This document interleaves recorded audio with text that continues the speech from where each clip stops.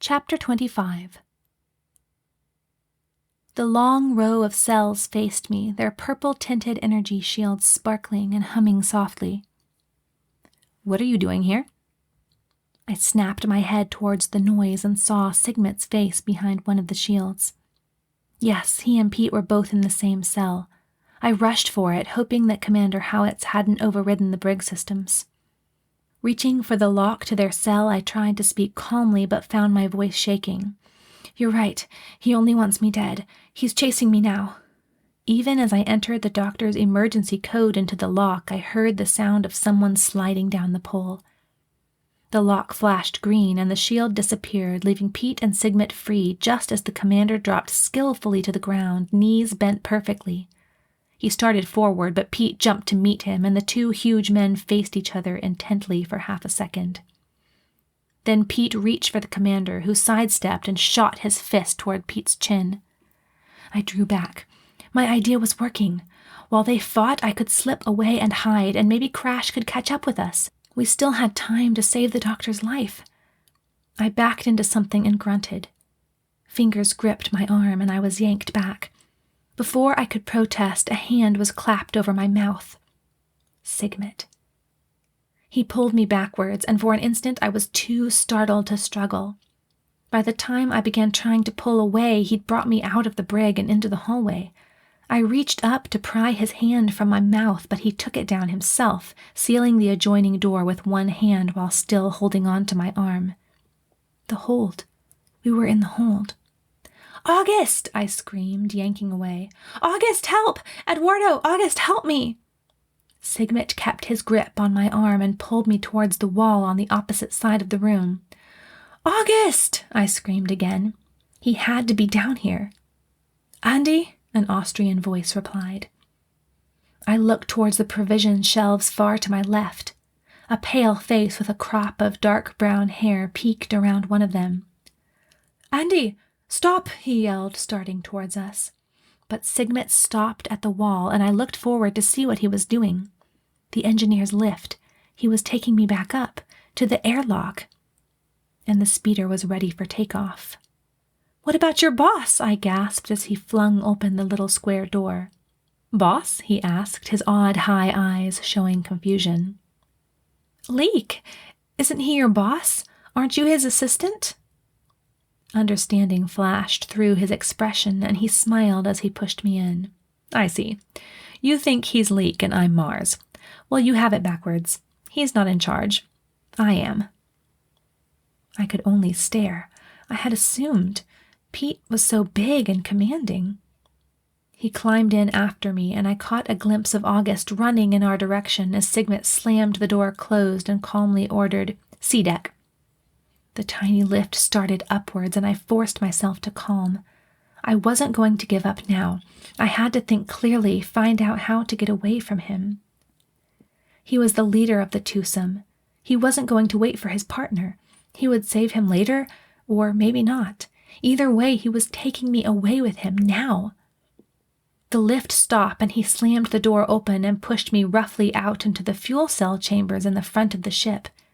It was dark there, and I stumbled through with his hand still clamping my shoulder. If only he were holding me a little more loosely, it might be possible to slip away into the shadows.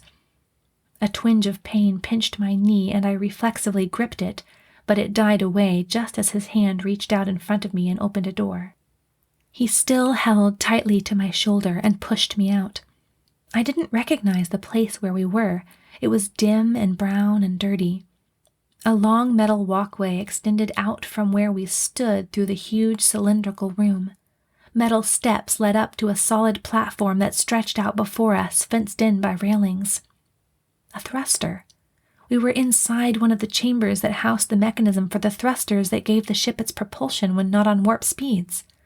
A giant pipe came down from the ceiling and stretched all the way to the back of the ship. The thruster itself must be on the other side of the pipe. Sigmet wasn't interested in going to the thruster. He continued to push me along towards the stairs that went up and out of the chamber. I tried desperately to think. He was trying to lose Commander Howitz by taking a route he wouldn't expect. And he wouldn't expect it. He'd assumed that Sigmet would take me the shortest way. His hand loosened slightly for a second as he prepared to ascend the stairs, and I took the opportunity to duck away from his grasp. I dropped, landing in a sitting position on the solid metal platform below me, but I didn't take time to worry about the pain that crackled over my legs. I just started half crawling, half running back towards the lift. It probably wasn't the smartest place to go, but I had to go somewhere. I didn't have time to think. My jacket was grabbed and yanked upward, and I found myself again in a fully standing position. Fingers wrapped around my arm until I let out a yelp of pain. "Don't try that again," he said coolly, and began pulling me towards the stairs once more. "Let go of her," cried a gravelly voice from behind us.